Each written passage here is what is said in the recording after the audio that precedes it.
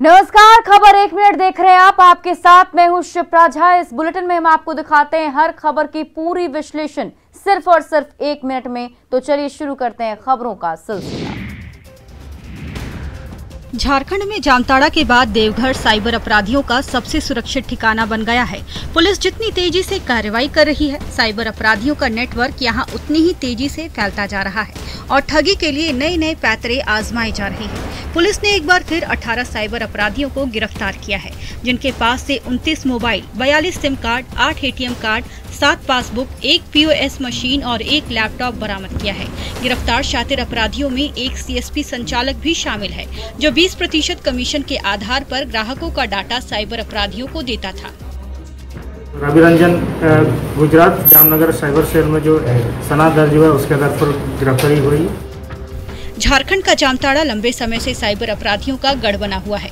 कई ऐसे मामले सामने आए हैं जहां पर बल्क मैसेजिंग ऐप के जरिए लोगों संग धोखाधड़ी की जा रही है। कभी फोन पर मैसेज भेजा जा रहा है तो कभी सोशल मीडिया के जरिए भी साइबर फ्रॉड करने का प्रयास हो रहा है।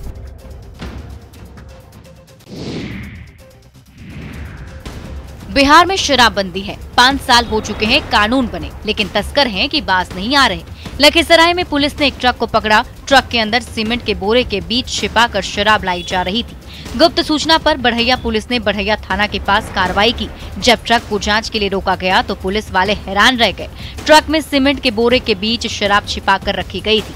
SP ने बताया कि पटना से सूचना मिली थी, जिससे बताया गया था कि लखीसराय से एक ट्रक विदेशी शराब बढ़ैया की ओर जा रहा है। इसी सूचना पर बढ़ैया थाना के समीप जांच की गई। इस दौरान पुलिस को ये सफलता हाथ लगी है। सीमेंट लदा हुआ था। जब उसको अनलोड करवाया गया तो उसमें लगभग 483 कार्टन जो है विदेशी शराब। पुलिस ने 2 लोगों को गिरफ्तार किया है। दोनों मुजफ्फरपुर के रहने वाले बताए जा रहे हैं। ट्रक से कुल 483 कार्टन शराब बरामद किया गया। पुलिस मामले की जांच में जुट गई है। जब्त शराब की कीमत लाखों रुपए बताई जा रही है। शराब के तस्कर नए नए हथकंडे अपनाकर दूसरे राज्य से विदेशी शराब की खेप मंगवा रहे हैं। कभी धान के भूसा में शराब को छुपाकर मंगाया जाता है तो कभी टैंकर में पेट्रोल की जगह अब शराब की खेप ढोई जा रही है। मोतिहारी में उत्पाद विभाग की टीम को बड़ी कामयाबी मिली। सेमरा NH 28A के पास खड़ी एक ट्रक से भारी मात्रा में शराब बरामद किया गया, जिसकी कीमत करीब 40 लाख रुपए बताई जा रही है। वॉल पुट्टी के बोरों के बीच में विदेशी शराब की बोतलों को छिपा कर लाया जा रहा था। ट्रक पर UP का नंबर प्लेट लगा हुआ था, जो कि जांच में गलत पाया गया है। पुट्टी का गाड़ी है तो 2 टीम को बना के भेजा गया था। रविंदर सिंह और अंकेश जी के नेतृत्व में वहाँ पर गए तो फिर वो एक ट्रक मिला है संदिग्ध अवस्था में, जिसमें कि POP का जो डैमेज बोरी है उसके अंदर से अलग अलग ब्रांड्स का शराब मिला है। बिहार में पंचायत चुनाव होने हैं। ऐसे में तस्कर लगातार शराब की खेप पहुंचाने में लगे हैं। लगातार पुलिस इस पर कार्रवाई भी कर रही है।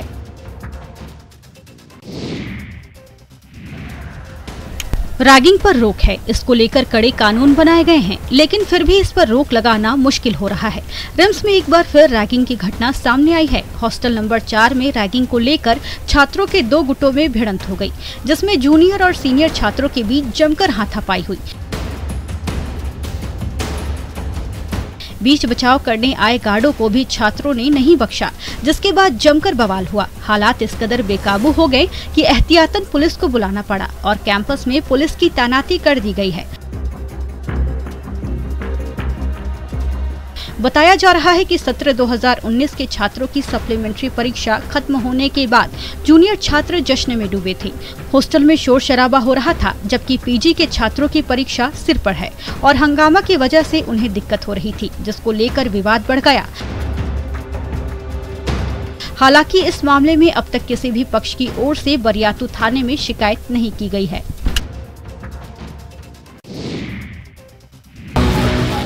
रुपेश कुमार सिंह वो शख्स जिसे बिहार का हर एक बड़ा आदमी जानता था, चाहे वो राजनीति का कोई दिग्गज हो या फिर फिल्म जगत की कोई बड़ी हस्ती।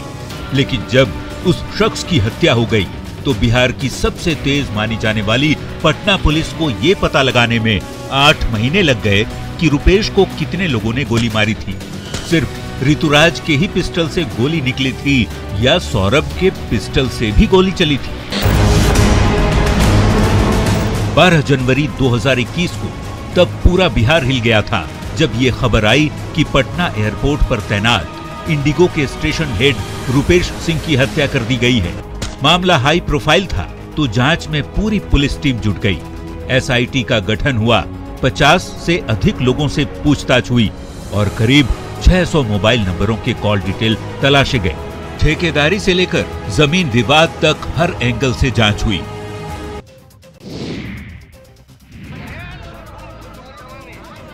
मुफस्सिल थाना क्षेत्र के बानाबीरा गांव में महिलाएं ही महिलाओं की दुश्मन बन गई हैं। शनिवार की शाम बानाबीरा बाजार में छत्तीसगढ़ से आई 2 महिलाओं पर खरीदारी करने आई 3 महिलाओं ने चोरी का आरोप लगा दिया।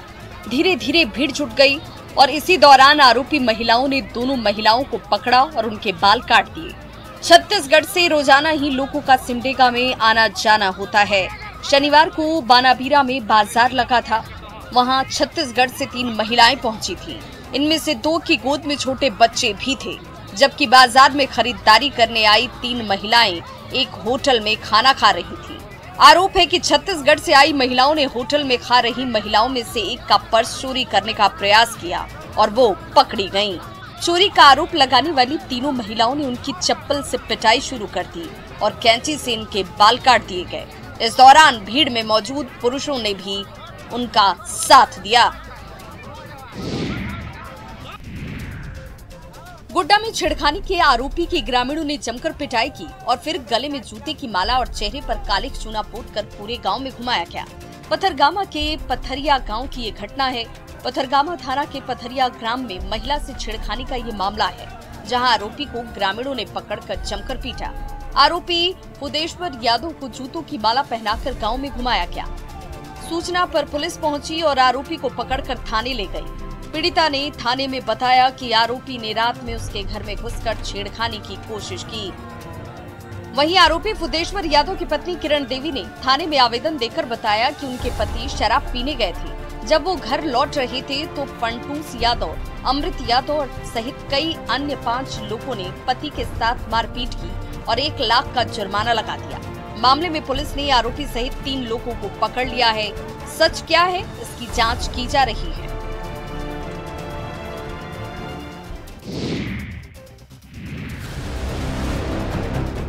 सिमडेगा में नशीले जहर गांजा का काला कारोबार बदस्तूर जारी है। हालांकि गांजा तस्कर डाल तो पुलिस पात है।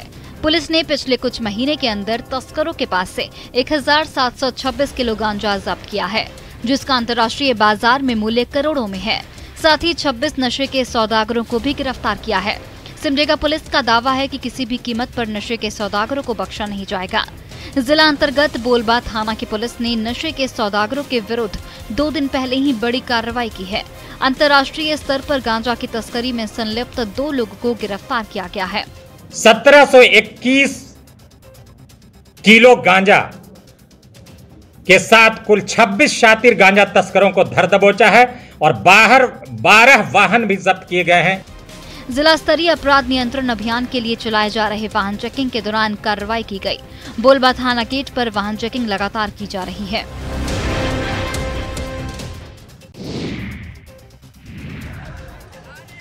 सितंबर के महीने में धान के पौधों को खाद की जरूरत होती है, लेकिन नवादा जिले में इन दिनों खाद को लेकर हाहाकार मचा हुआ है। खाद नहीं मिलने के कारण फसलों को नुकसान हो रहा है। ऐसे में जहां कहीं भी खाद मिल रहा है, वहां पर किसान टूट पड़ते हैं। कुछ ऐसा ही नजारा मुफस्सिल थाना क्षेत्र के अकौना बाजार का है, जहां एक दुकान में खाद बिक्री के समय अफरा तफरी का माहौल कायम हो गया। छोटे से दुकान में बड़ी संख्या में किसान पहुंच गए, जिसके कारण वहां पर थोड़ी देर के लिए अफरा तफरी का माहौल बन गया। ऐसे में दुकानदार को अपना दुकान बंद कर जान बचाकर भागना पड़ा। दुकान के बंद होने के बाद कई किसानों ने इसका विरोध किया और इसके साथ हाथापाई भी की। बाद में किसानों ने NH-31 को जाम कर प्रदर्शन करना शुरू कर दिया, जिसकी वजह से घंटों पटना रांची मार्ग जाम हो गया। किसानों की माने तो दुकानदार खाद की कालाबाजारी करते हैं, जिसकी वजह से जरूरतमंद लोगों को खाद नहीं मिल पाता।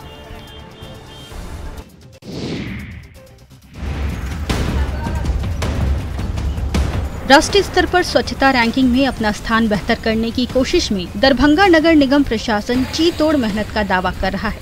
दावा यह कि सफाई व्यवस्था बेहतर की जा रही है। प्रमुख चौक चौराहों से प्रतिदिन कचरे का उठावा किया जा रहा है, फिर भी कई सड़कों की पहचान कचरे से होती है। खासकर बाजारों में यह स्थिति है। वजह डस्टबिन का नहीं होना।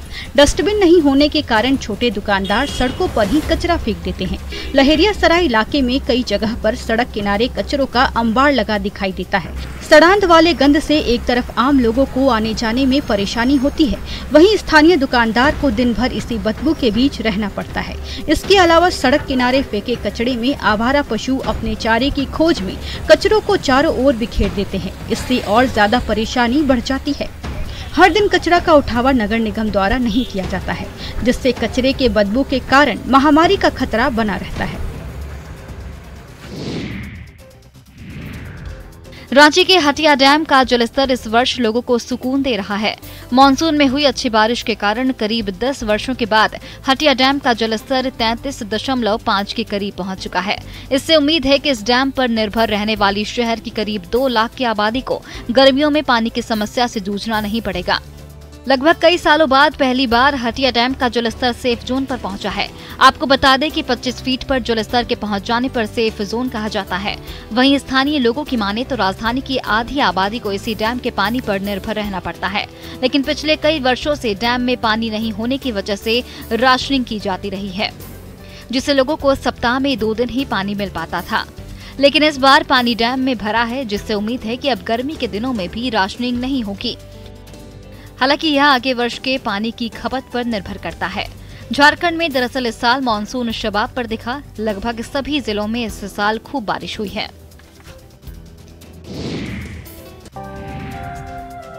कटिहार में बाढ़ के बीच गंगा की धार पर हर दिन पाठशाला लग रही है।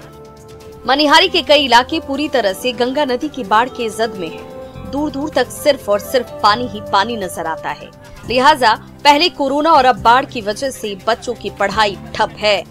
ऐसे में कुछ स्थानीय युवाओं ने पहल की। मनिहारी प्रखंड में निःशुल्क निजी कोचिंग की जमीन को जब बाढ़ का पानी अपने आगोश में ले चुका था, तो शिक्षकों ने अपने शिष्यों को नाव पर ही शिक्षा देने का संकल्प ले लिया।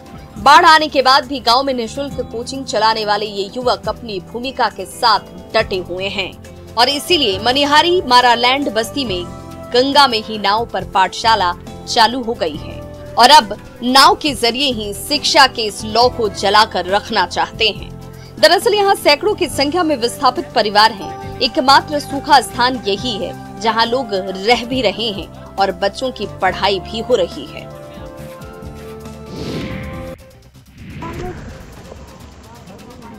खगड़िया में कोसी नदी कहर बरपा रही है। नदी से हो रहे कटाव की वजह से कई घर पानी में विलीन हो चुके हैं। अब सरकारी भवन भी ताश के पत्ते की तरह बिखर कर कटाव की भेंट चढ़ रहे हैं। बेलदौर प्रखंड के इतमादी पंचायत के गांधीनगर में तो कटाव की स्थिति काफी भयावह है। तस्वीरें बताती हैं कि किस तरह से ईंट के बने पक्के के मकान धीरे धीरे धाराशायी हो रहे हैं। कोशी से हो रहे कटाव के कारण प्राथमिक विद्यालय गांधीनगर का 3 कमरे वाला पुराना स्कूल भवन कटाव की भेंट चढ़ चुका है और अब नए भवन की ओर से भी खतरा मंडरा रहा है। कुछ महीने पहले तक कटाव काफी दूर था, लेकिन अब कई घरों पर खतरा मंडरा रहा है। गांधीनगर गांव के 1 दर्जन घर कटाव का शिकार होकर नदी में समा चुके हैं। वहीं ग्रामीणों का कहना है कि कटाव को रोकने के लिए प्रशासन ने कुछ नहीं किया। हर साल गांधीनगर गांव के लोग बाढ़ में परेशानी झेलते हैं, लेकिन इस बार कटाव ने परेशानी को 2 गुना बढ़ा दिया है।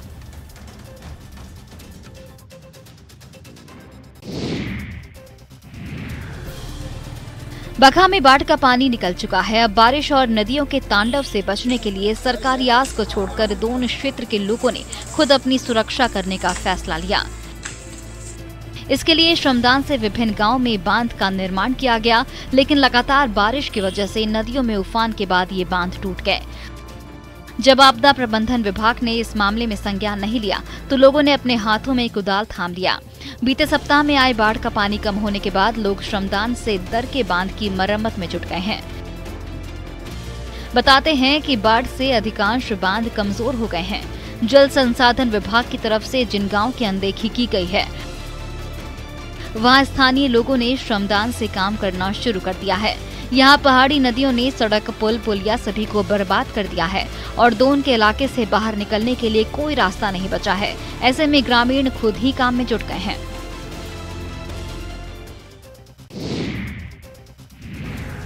किशनगंज जिले में भी बाढ़ का असर तो कम हो गया है, लेकिन कटाव से भारी परेशानी हो रही है। जिले के दिखलबैंक प्रखंड स्थित ग्रोरुमारा गांव में कटाव काफी तेज है। कई एकड़ जमीन कटाव की भेंट चढ़ चुका है। कटाव से पूरे गांव को खतरा है, जिससे लगभग 500 परिवार प्रभावित हो रहे हैं। गांव वालों की माने तो स्थिति विकट है, लेकिन प्रशासन की तरफ से ध्यान नहीं दिया जा रहा। लोग जनप्रतिनिधियों को खोज रहे हैं, लेकिन पूरे बाढ़ काल में कोई नजर नहीं आया। गांव के लोग मजबूरी में बांस बल्ला काटकर पानी के कटाव से बचाव की कोशिश कर रहे हैं। लोगों का साफ तौर पर कहना है कि पिछले वर्ष कटाव में काफी उपजाऊ जमीन गंवा चुके हैं।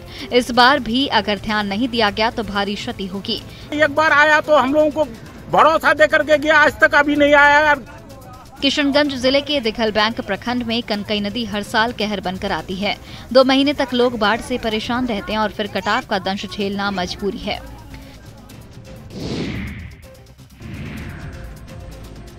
पिछले कुछ दिनों से मौसम में हुए बदलाव के बीच लगातार बारिश के कारण गोपालगंज शहर से लेकर ग्रामीण इलाके तक की सूरत बिगड़ गई है। लगातार बारिश के कारण शहर के कई मोहल्ले जल जमाव की चपेट में आ गए हैं। इस बीच कभी तेज तो कभी रुक रुक कर बारिश होने से कई सरकारी कार्यालय परिसर में जल जमाव है। कई मोहल्लों की सड़कें पानी में डूब चुकी हैं। शहर से लेकर कस्बाई इलाकों तक जल जमाव का नजारा है। बारिश के बाद कीचड़ और जल जमाव हर ओर नजर आ रहे हैं। शहर में जल जमाव से लोग बेहद परेशान हैं। नगर परिषद के वार्ड संख्या 14 यानी राजीव नगर मोहल्ले में इतना पानी है कि लोग अपने घरों में जल कैदी बनकर रह गए हैं। सड़कों पर जमा पानी नगर परिषद के दावों की पोल खोल रहा है। सितंबर का महीना है, लेकिन बारिश लगातार हो रही है और ऐसे में फिलहाल जल जमाव से निजात मिलता नजर नहीं आ रहा।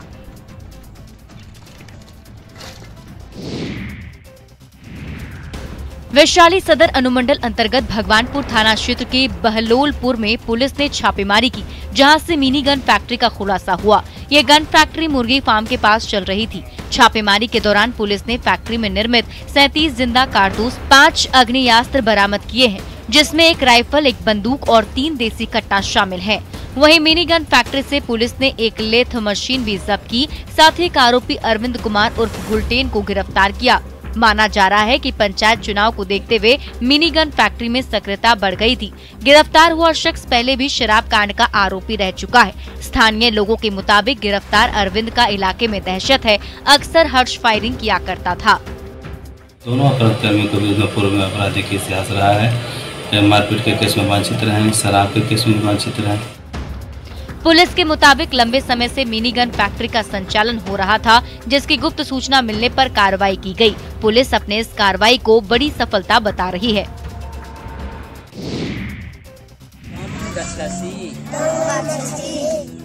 संस्कृत की श्लोक और रामायण की चौपाई की आवाज सुनिए।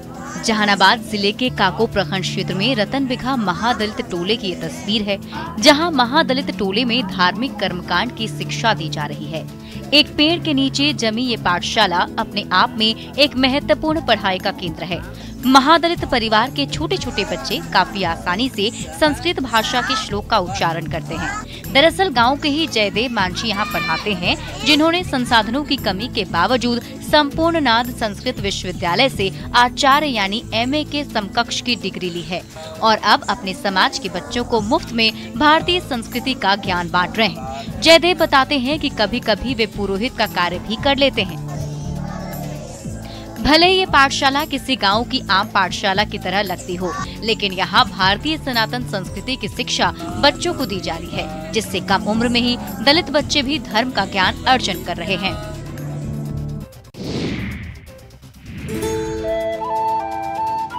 जमुई जिले के दर्जनों लड़के लड़कियां अब पुआल पेंटिंग और सिक्की कला से जुड़ रहे हैं। यह आर्ट इन्हें स्वावलंबी और आत्मनिर्भर बना रहा है। इस काम से ये युवा अब अपनी जेब खर्च तो निकाल ही रहे हैं, साथ ही परिवार की आर्थिक रूप से मदद भी कर रहे हैं। सबसे बड़ी बात है कि साथ ही पेंटिंग की कला को भी आगे बढ़ा रहे हैं। प्रशिक्षण लेने के बाद ये लोग पुआल से तरह तरह की आकृतियां बना रहे हैं, जहां न तो किसी प्रकार का पेंट और न ही ब्रश का इस्तेमाल होता है। पुआल से कई महापुरुषों की तस्वीरें और तरह तरह की आकर्षक आकृतियां बनाई जा रही हैं। शहर के एक भवन में प्रशिक्षण लेने के बाद दर्जनों लड़के लड़कियां अब इसकी शुरुआत अपने गाँव और टोले में कर चुके हैं। इससे सर हम लोग को बहुत सारे फायदे हैं और यह बना करके हम बेच सकते हैं सर, जो कि हम अपना पढ़ाई का खर्चा भी निकाल सकते हैं। पुआल पेंटिंग और सिक्की कला के अलावा ये लोग रद्दी कागज से भी कई तरह के खिलौने बना रहे हैं। स्वावलंबी बनने की राह पर चले जमुई के वंचित समाज के लड़के लड़कियां दूसरों के लिए प्रेरणा है।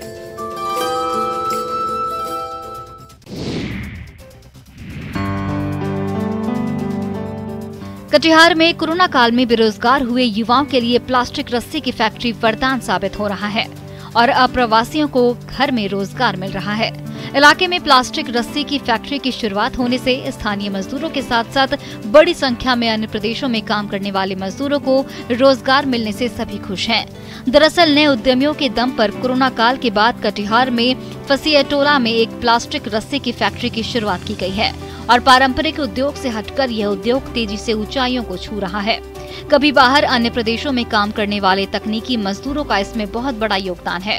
होली के बाद लॉकडाउन लग गया, उधर में हम लोग के घर में रह गया। जब लॉकडाउन जब टूटा तो हम लोग आया कटिहार जिला में। कटिहार जिला में हम लोग आया तो काम मिला। बड़ी संख्या में कभी प्रवासी मजदूरों के रूप में अन्य प्रदेशों में काम करने वाले मजदूरों को भी रोजगार मिल रहा है। वहीं युवा कारोबारी भी इन मजदूरों के दम पर और सरकार के सहयोग से नए उद्योग विकास का सपना देख रहे हैं।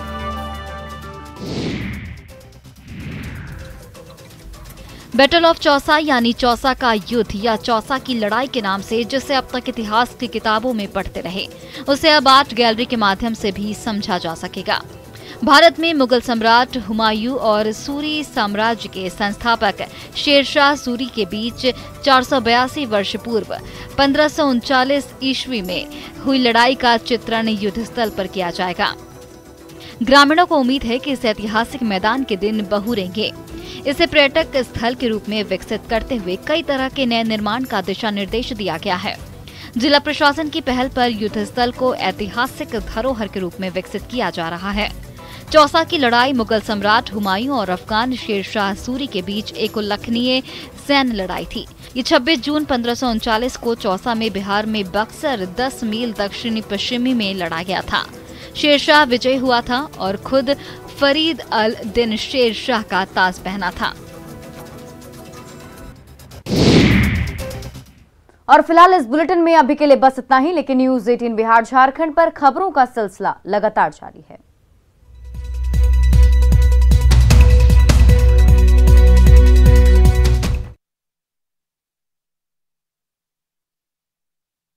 रख रहे हैं। सबसे मुश्किल है कि आने जाने के लिए सिर्फ नाव ही सहारा बचा है। गंडक के निचले इलाकों में लगातार पानी फैल रहा है।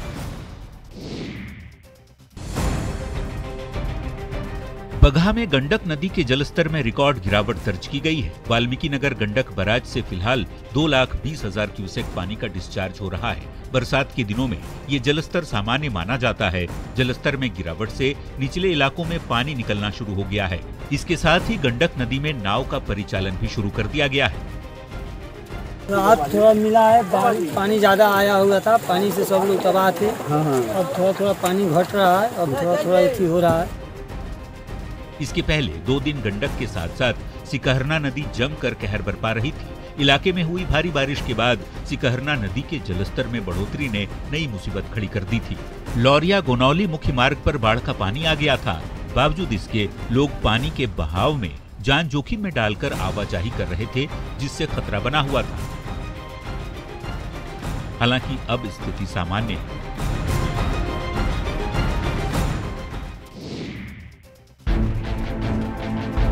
सीतामढ़ी जिले में बागमती और अधवारा समूह की नदियां अभी भी खतरे के निशान से ऊपर बह रही हैं।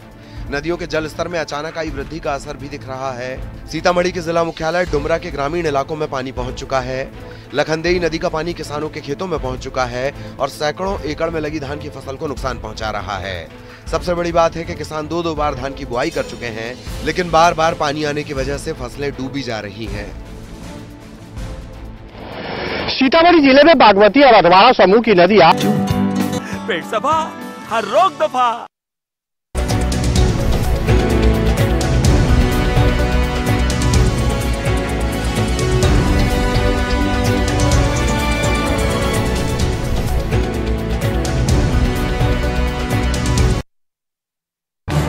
इस न्यूज हेडलाइंस के प्रायोजक पेट सफा आयुर्वेदिक जूस।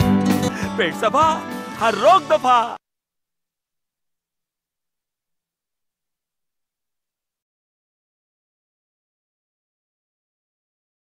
बाढ़ की वजह से उत्तर बिहार के लोग परेशान हैं। कई गांवों में बाढ़ का पानी एक बार फिर से घुस आया है। पूर्णिया के अमौर प्रखंड के खाड़ी महीन गांव के दर्जनों ग्रामीण इन दिनों कनकई नदी का रुख मोड़ने का अथक प्रयास कर रहे हैं। कुदाल से मिट्टी काटकर ग्रामीण नदी का मुंह मोड़ने की कोशिश में हैं। नदी का मुंह मुड़ जाने से नदी खाड़ी पुल के नीचे होकर गुजरेगी, जिससे कई गांव कनकई के कटाव से बच जाएंगे। ताराबाड़ी, नगरा टोला और खाड़ी महीने के ग्रामीणों ने स्थानीय प्रशासन और जनप्रतिनिधियों से कई बार स्थायी समाधान की गुहार लगाई थी, लेकिन जब किसी ने गुहार नहीं सुनी तो ग्रामीण खुद श्रमदान कर गाँव को कटाव से बचाने में जुटे हैं। सभी खुदाली लेके आए हैं इधर, इसलिए कि नदी पुल के नीचे आ जाए और हम लोग उधर खतरा से बच जाए। सरकार हर संभव मदद की कोशिश कर रही है, लेकिन लगातार बाढ़ की वजह से मदद कम पड़ रही है। ऐसे में महीन गांव के लोगों की पहल सराहनीय है।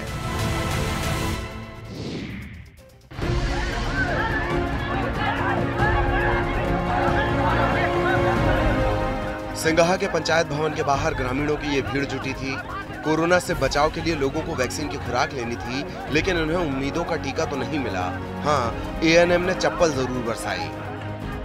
सोशल मीडिया में वायरल ये वीडियो है गोपालगंज का। पंचायत भवन को वैक्सीनेशन सेंटर बनाया गया था। जैसे ही ये बात फैली, आसपास के गांवों से ग्रामीणों का तांता लग गया। गेट से लेकर बाहर चबूतरे तक भीड़ जमा हो गई। पहले वैक्सीन लेने की होड़ में भगदड़ जैसे हालात हो गए। बस फिर क्या था, एएनएम ने आओ देखा न ताओ, पांव से चप्पल उतारी और ग्रामीणों पर दनादन बरसाने लगी।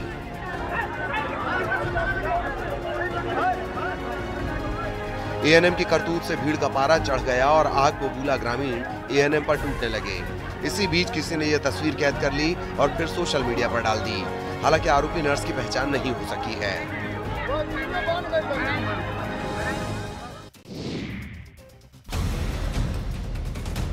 कोरोना से लड़ाई में वैक्सीनेशन